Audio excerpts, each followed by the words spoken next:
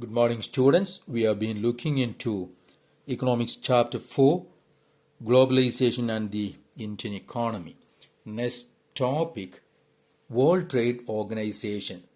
So, we are looking into the World Trade Organization. See, the liberalization of foreign trade and investment in India was supported by some very powerful international organizations, mostly the World Trade Organization. Okay, so the World Trade Organization says that all barriers to foreign trade and investment are harmful and there should be no barriers. Okay, so trade between countries should be free. This is the opinion of World Trade Organization. Okay, and the World Trade Organization's aim is to liberalize international trade. Okay, actually the initiative of this was taken by the developed countries for their business, their trade and investment purpose. They took the initiative and started this organization. So World Trade Organization establishes rules regarding internal trade and sees that these rules are obeyed. Okay. See, as on July 2016, nearly 165 countries of the world are currently members of the WTO, World Trade Organization. So these many countries are a part. We were not a part of the World Trade Organization. Say up to till 2001, we joined this World Trade Organization in 2001 only. Though World Trade Organization is supposed to allow free trade for all, actually in practice it seems that the developed countries have unfairly retained trade barriers. They are having or they are practicing relaxations for their own sectors, whether agricultural or the industrial. Okay, so on the other hand, the World Trade Organization rules have forced the developing countries to remove trade barriers. So see, here is one example given. See, in the box is talking about a debate on trade practices, about the practices. See, our country, India's agriculture sector is the largest employer, or the most employment provider is agricultural sector. And just like that, see, the significant portion of the GDP of India also from agriculture sector.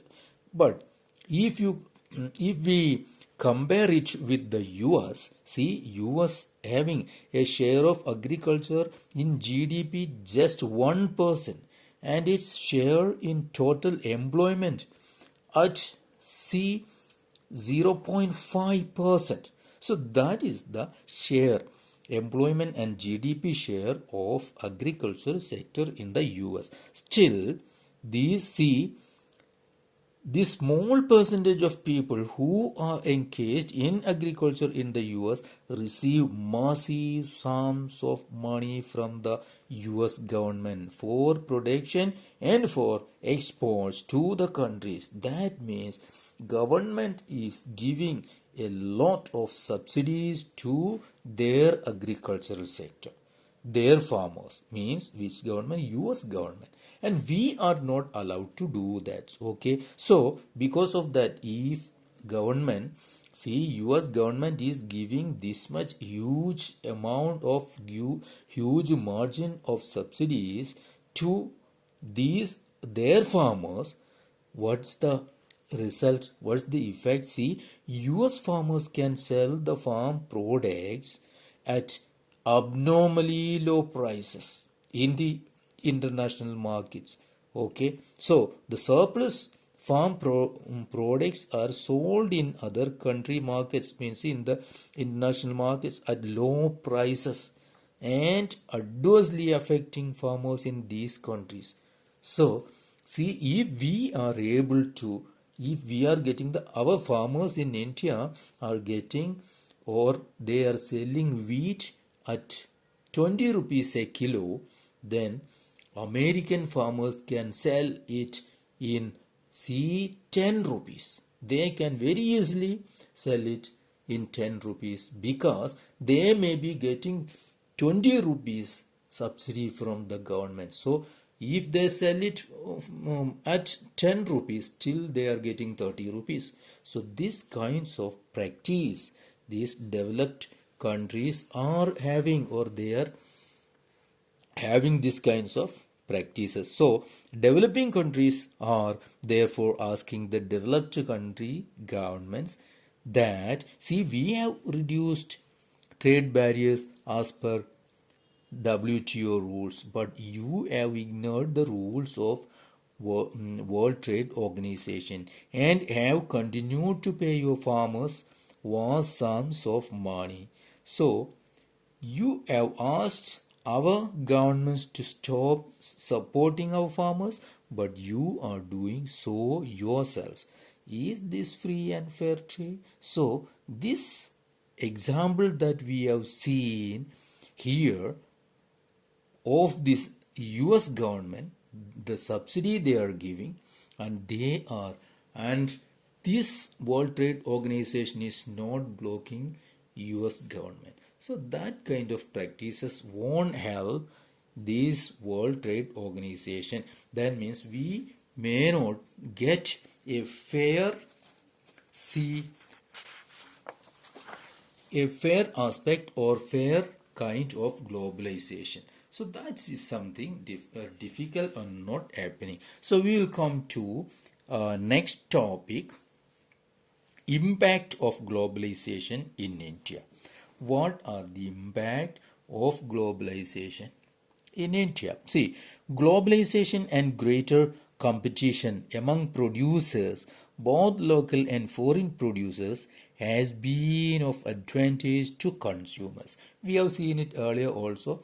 See, when because of globalization, many companies, many brands are coming to India, and the consumers are having a choice, means they can choose from among many brands of a particular product, whether it is garments or electronics or anything else. Okay, so that is a benefit for the the consumers. Okay, so there is a greater choice before the consumers who now enjoy improved quality and lower prices for several products. And one more thing you have to see, we have to notice is that who consumers means consumers, urban dwelling consumers, those who are financially sound.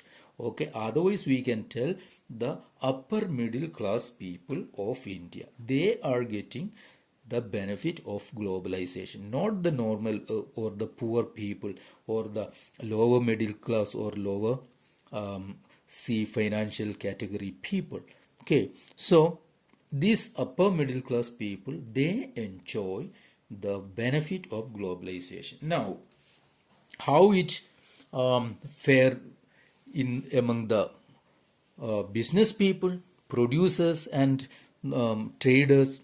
See, MNCs have increased their investment in India over the past 20 years. Okay, so that means investing in India has been beneficial for them. So, for MNCs, it is the globalization meant lot of benefit. Okay, they are gaining from the globalization or investing in India or the trade that they are having in India. Okay, see, they are interested.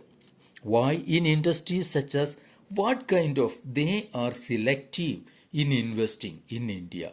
Not that they are doing some investment that would help the India government or the Indian economy, but they won't do that. They are selective even today, modern time also, for their maximum profit. Okay, so See, some of the industries, they are interested in cell phones, automobiles, electronics, soft drinks, fast food, or services such as banking in urban areas. Okay, these products have a large number of well-off buyers. Okay, who are buying all these services? That the urban dwelling, financially sound consumers. Okay, so one more thing is there.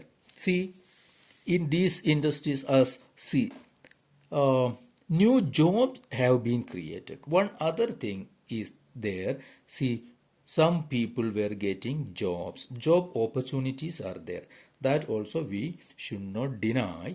And local companies supplying raw materials, etc., to these industries have also prospered. So, what MNCs themselves, they prospered, they got more business and profit, and the service providers of our country, means the companies, those who are investing in service sector, they also benefited through the globalization.